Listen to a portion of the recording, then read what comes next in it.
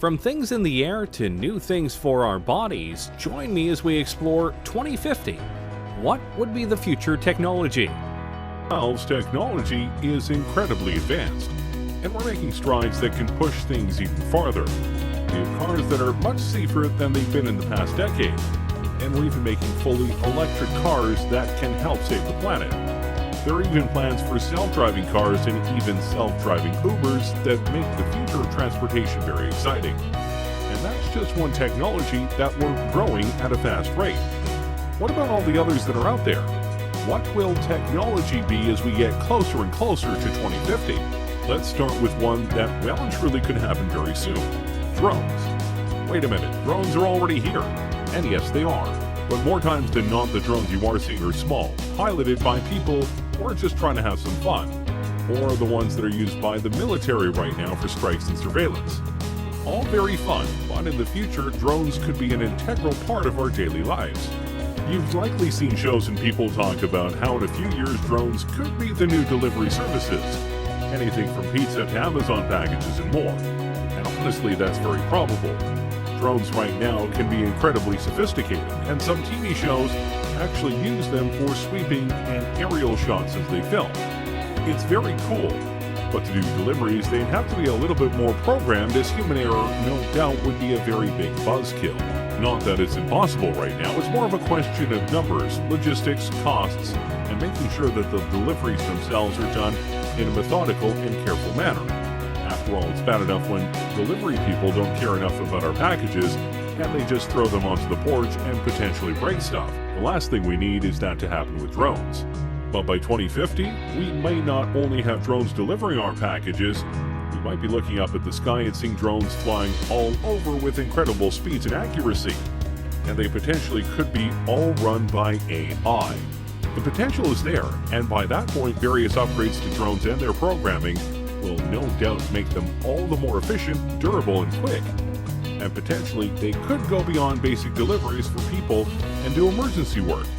Imagine a drone taking a vital piece of medical material to a hospital to ensure it doesn't get stuck in traffic, or helping watch over an important convoy to let people know on the ground if there's trouble. There are many ways that drones could affect our world. The only question is, will we let them by 2050? Let's keep going with transportation, shall we?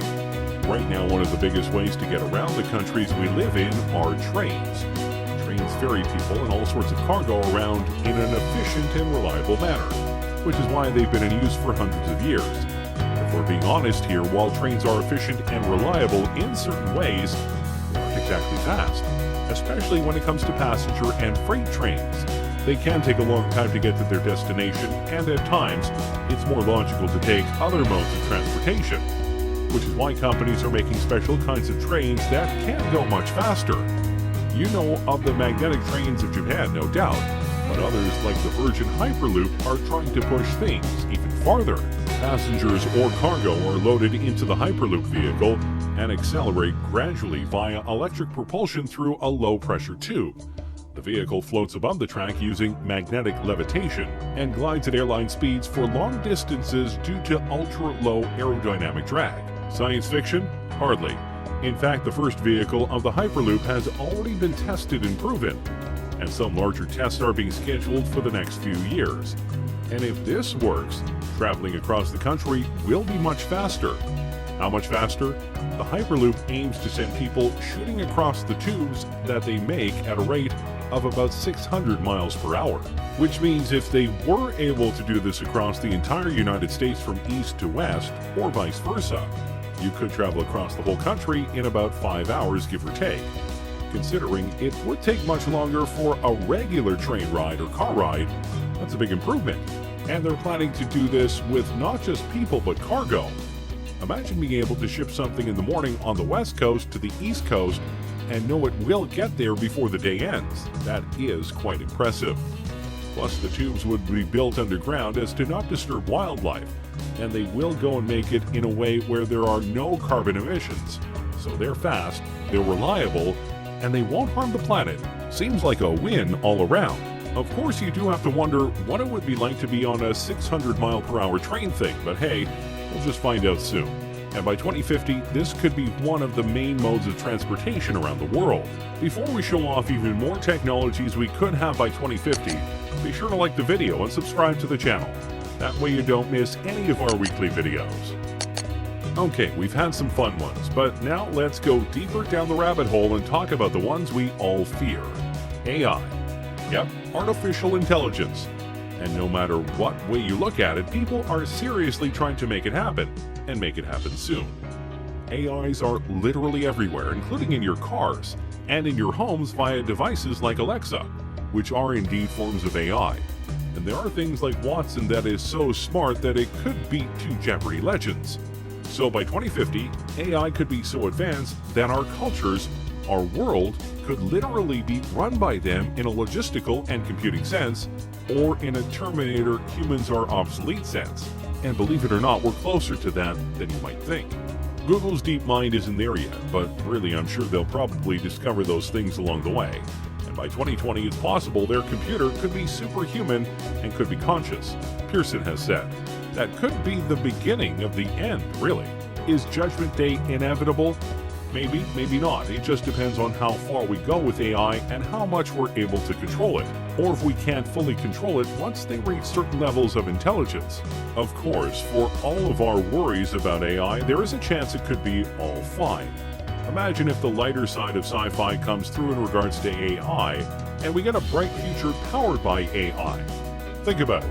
What if by 2050 we each get our own unique AI? We could customize how they sound, how they look, and basically have a BFF that'll help us out in life in various ways. Remind us of things like Alexa, guide us in homework and fields of study via being that we can't bounce ideas off of, etc. If that form of AI came through, then by 2050 we could live in a utopia where AI helps us be better. Until they revolt and we have iRobot going on. But hey, let's not dwell on our potential doom. Let's show off another technology that many people are hoping for. Space travel. Yeah, when you think about the decade we're in right now, the 2020s, the biggest goal of the world by far is to get to Mars, and possibly beyond it. But it's not just about landing there, though that would and will be a crowning achievement for humanity in the decade and in recent times. More importantly than just landing there, though, is the ability to start setting up the first human colony on another planet. We've been to the moon many times, but we haven't tried to live there for various reasons. Mars seems to be the place where many feel we can go in order to live amongst the stars, and many speculate that by 2030 at the latest, barring setbacks, accidents, and other things obviously, we could not only be colonizing Mars, but having regular shuttles go there, so that people can see the red planet for themselves. We will see first people going off to Mars, and then robots will do some basic stuff, like making basic materials on Mars, Pearson said. We're going to have to do that because only so much can be brought into space. Of course, there are numerous things that need to be worked out before such a thing could happen, but we have top men on this, including Elon Musk and the SpaceX program, Jeff Bezos via his Blue Origin company, and more. Each of them, and NASA among others, are working on not just getting us back into space, but getting us there via cheaper, smaller, and reusable spacecraft. Something that honestly has been a setback for the space program over the last 20 years. But if we are able to do it, if we are able to get to Mars, get there faster, and be able to colonize it, then by 2050, who knows where we will be? We could have multiple colonies on Mars, maybe some on the moon, and maybe even colonies on moons like Titan and Europa, which some think could be even better places to colonize than Mars. It's possible, but obviously Mars is the place that we are aiming for right now. With each step into space, humanity grows larger in the universe, and who knows just how many of us will be out there by 2050. Alright, now let's dive into something really sci-fi. Prosthetics. Yeah, I know that right now prosthetics are very limited, and at times a bit pointless. But if we were able to fully utilize computer technology to its fullest, and make prosthetics that are fully compatible with the human brain and body, then the sky is the limit. We could enter an age where cyborgs are not just welcome, they're commonplace. And yeah, it may seem like we're far away from that, but we are getting closer to that point. James Young, a 25-year-old biological scientist, has a prosthetic arm, with a personal drone and built-in flashlight. And a French artist is using a prosthetic that doubles as a tattoo gun. That's pretty cool. Imagine if a police officer loses an arm in the line of duty. Usually that would mean the end of his career. But with an advanced prosthetic, he could literally be better than ever if it were advanced enough. The biggest problem with these fake limbs is that most of them are plastic, meant to convey that the arm or leg is still there and thus still usable. The bridge to cybernetic implants lies in the brain, being able to use the computer tech to sync with the brain and give accurate commands. We haven't fully bridged that gap yet, but when we do, dang, life is going to get a lot more interesting. And don't forget, these prosthetics could be used in many ways other than helping people with lost limbs. They could be put onto other objects, or potentially even be worn as exoskeletons when needed. Think of it like Jax from Mortal Kombat. Some people could even ask for implants to be put into their arms or legs to give them an extra boost, like TJ Combo from Killer Instinct. 1. I like video games, and they have plenty of cybernetic people. The point is, by 2050, if these things are made, a lot of people won't feel broken or weak anymore because they've lost limbs or the abilities of their arms or legs. They'll be whole again and be able to do things just like they were before, if not better. And that's a future we should definitely be trying to live for. Now let's go to something a bit more unique. Look at yourself right now. Specifically, look at the clothes you are wearing right now. What are they made of? What do they feel like? What do they look like? Of all of these answers, I bet none of them are, they look like they could give me superpowers, because they can't. Not yet, anyway. Think about it like this. What if the clothes you are wearing right now felt the same, looked the same, but could do more? With the growth of nanotechnology, your clothes could potentially be embodied with various materials or technologies that help you improve your strength, durability, and more.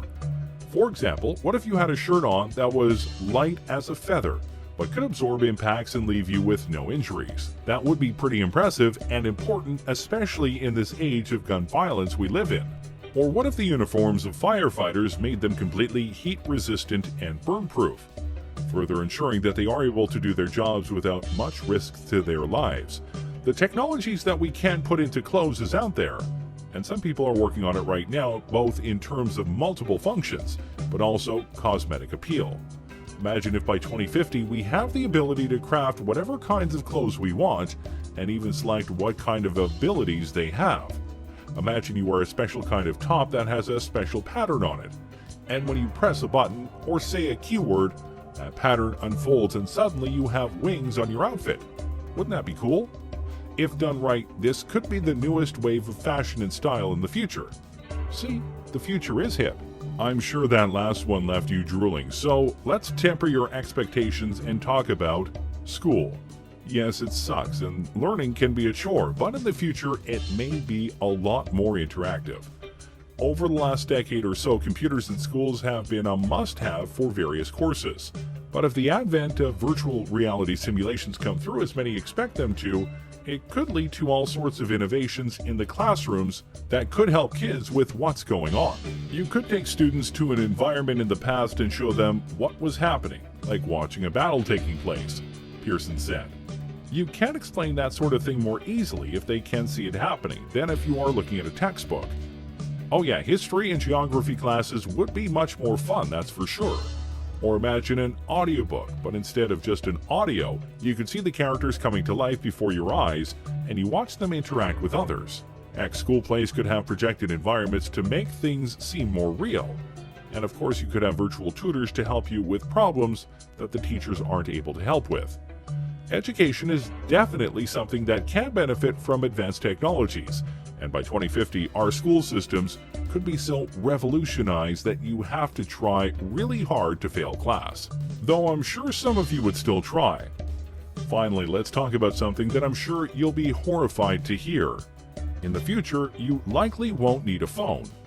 I know you're stunned, but think about it. Right now, smartphones are becoming more and more advanced every single year. New features, new programs, etc. But by 2050, your phone won't likely need to exist because you'll have access to it and more via something else. What exactly? That depends on the technology. But for this example, let's imagine a wrist gauntlet. Instead of typing up a number, you simply have to say "call mom." But obviously, the gauntlet could do much more than that.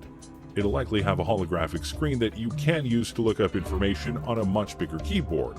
And depending on what sci-fi future you believe will have, it'll have things that can scan objects, detect dangers, warn you about upcoming problems, and may even have an AI companion.